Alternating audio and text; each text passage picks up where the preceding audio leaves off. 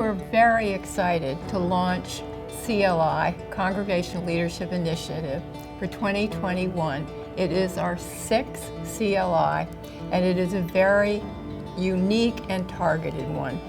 The Lilly Endowment has encouraged us to reach out more to underrepresented and underserviced congregations. We are working with the Office of Black Ministries to focus specifically on Black leaders in the Episcopal Church. But the goal here is to really look for these congregations that are up and coming or well established and really thriving in their communities.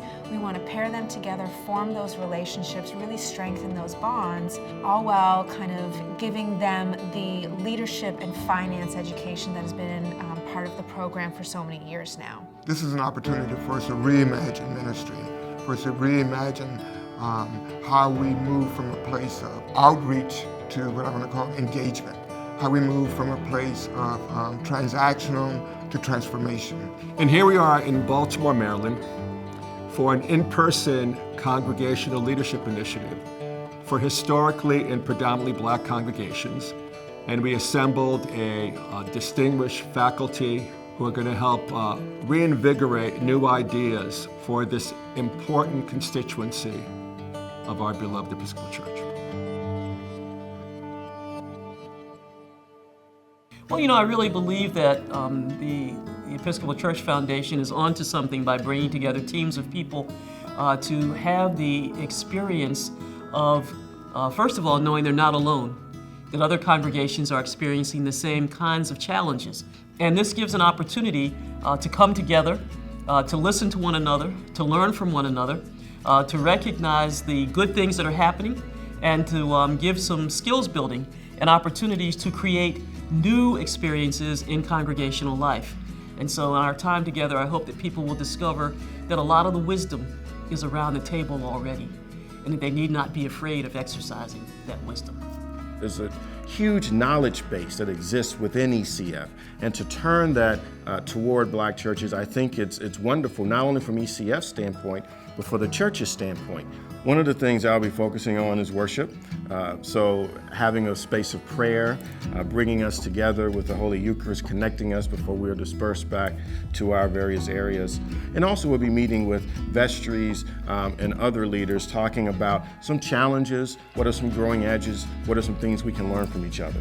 I was invited here because of some of the work I have done around mentorship and building up the next generation. And so my component or workshop that I'm doing here is going to teach people about how do we build up the next generation in our church. So that way the next generation will be excited about being in our congregations.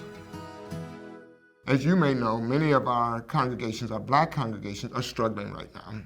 And I believe that this CLI will help some of these congregations that are participating in this program move from a place of sustainability to increased vitality and thriving.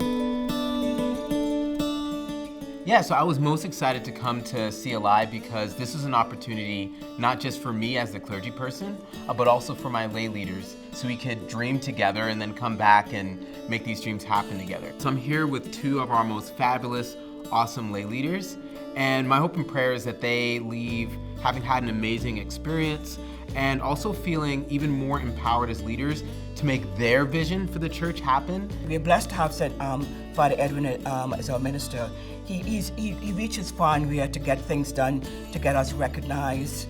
But I think with all the networking happening, we just learn to do more to get, as I said, get our congregation back and get more people into church.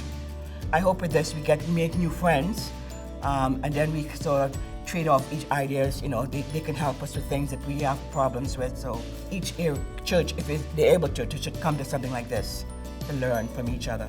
I'm very excited to meet other leaders from other congregations. I'm very excited to learn from them, to get ideas so we can, implement them in our congregation. That's mostly what I'm very excited about. I think ECF is an amazing organization. I always describe them as equal with the Episcopal Church and what we do, but ECF has been a leader, and I'm just proud to be a part of this work that we're doing together. The world is our oyster, and I'm looking forward to making some connections, to learning things I've never learned, and leaving transformed.